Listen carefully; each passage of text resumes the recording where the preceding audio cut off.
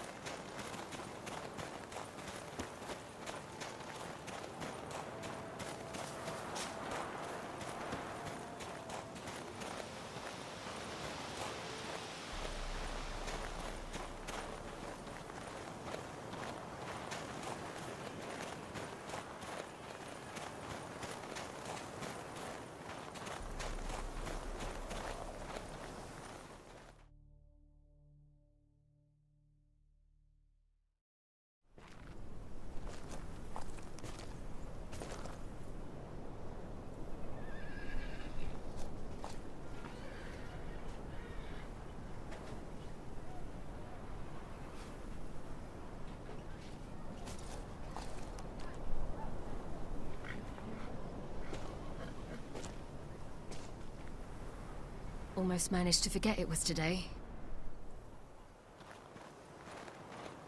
They're here for me, Geralt. I'm going to Nilfgaard, to Emir. I know you didn't expect this, but in Vizima, my father and I spoke for long. Argued, really, and parted. Then a messenger came with a letter. I didn't say anything at first because I wasn't sure, and then I realized I had to stop fleeing. I realized that if I wish to change anything, I cannot do so hunting monsters round forgotten villages. I must do so from there, from Nilfgaard.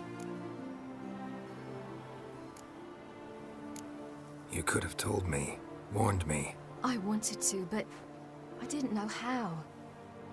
I've been happy here. I was afraid I'd ruin it. I wanted to make every minute count. So, back at the nest, I was about this. I didn't pry. Didn't want to force you to tell me. Thought we had time. A lot more time.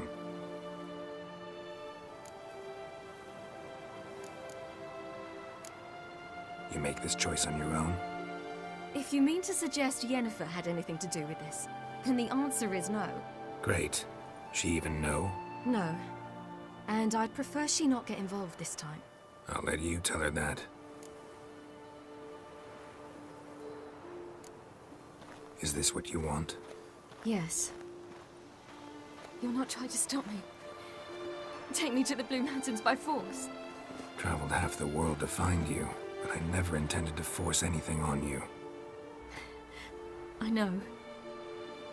You'll be fine. You're a Witcher. We needn't say goodbye.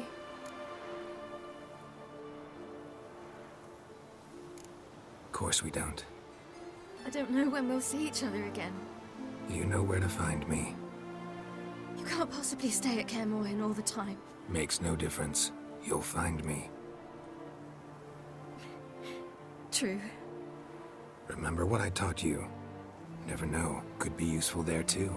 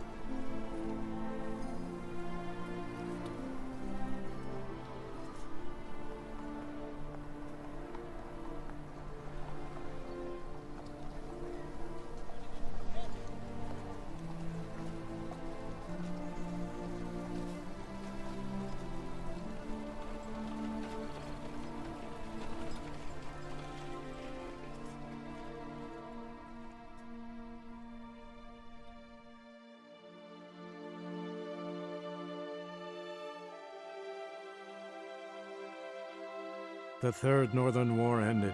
The invader from the south achieved complete victory. Robbed of Radovid's tactical genius, the northern realms could not withstand Emir's countless legions. Black banners appeared over Novigrad and all Redania. Weary of rebel raids, Emir Var-Emreis conceded, restoring Temeria as a realm in liege to the Empire. When the guerrillas laid down their arms, the Emperor shifted his forces to other fronts.